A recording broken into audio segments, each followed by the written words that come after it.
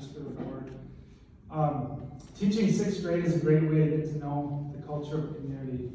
Every Monday I ask my students how their weekend was. They tell me about their snowmobiling adventures, fishing and hunting stories, books they've read, vacations they went on with family, and sporting events they competed in. On the flip side, I also hear stories bragging about how many energy drinks they pounded, how late they stayed up on their phones or video game consoles, and the latest horror films they watched on Netflix.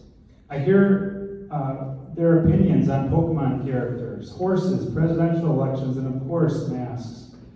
Last week, when I asked a student how their weekend was, the girl's joyful expression suddenly turned flat as she told me her mom was on the phone most of the time and didn't have much time to talk with her.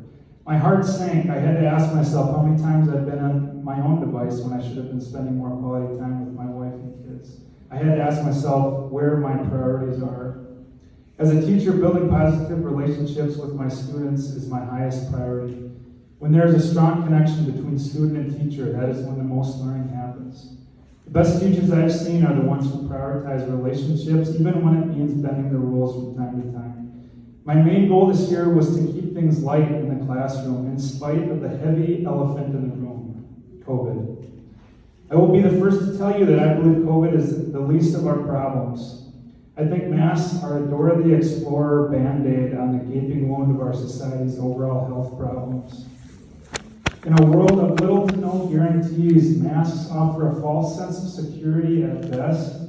At worst, they feed the mental health crisis plaguing our culture.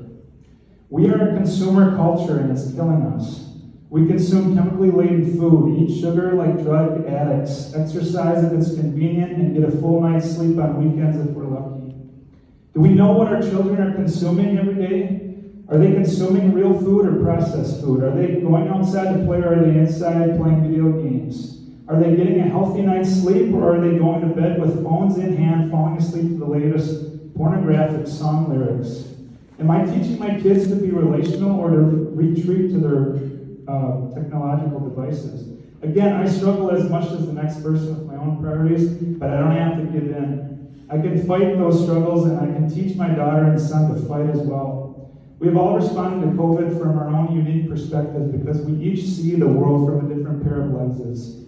That should be seen as an advantage, not an excuse for division. Let's remember that everyone in this room is on the same team. We need to listen to each other instead of shutting each other out, especially when we disagree. Diversity of thought is a great thing. Let's use it to our advantage as we work together to solve our district's problems. Let's listen to understand each other rather than instantly trying to change opinions. Let's love each other. Love might mean wearing a mask for the sake of someone else's conscience. Love might mean taking the mask off to be an example of courage and boldness to others. In either case, let's remember that love conquers fear. In a culture where fear is magnified and exploited by the media, let's show each other grace, understanding, respect, and empathy. For those of us who are fearful, let's respect those of us who are bold in the face of fear.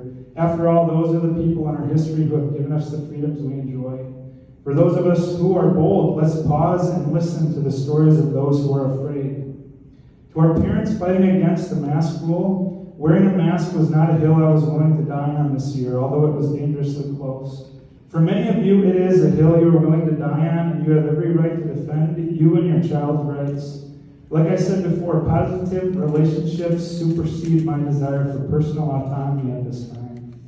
I am thankful for those of you who have been bold enough to fight for what you believe in. While you are fighting, I hope you will also fight for your child's lunch menus, their screen time, their exercise time, and their social skills. To our school administrators, I want to personally thank you for remaining open this entire school year, even when several governing agencies would have loved to shut us down. Thank you. Let's continue to be courageous in making decisions that are best for our local community, and remember that the buck can stop right here in this room. It doesn't have to be passed on to Barron County, Wisconsin, or the CDC to make decisions that are best for our schools, our community, and our future. As my coworker said, we have been building the plane in the air this year. So let's give each other space to make mistakes.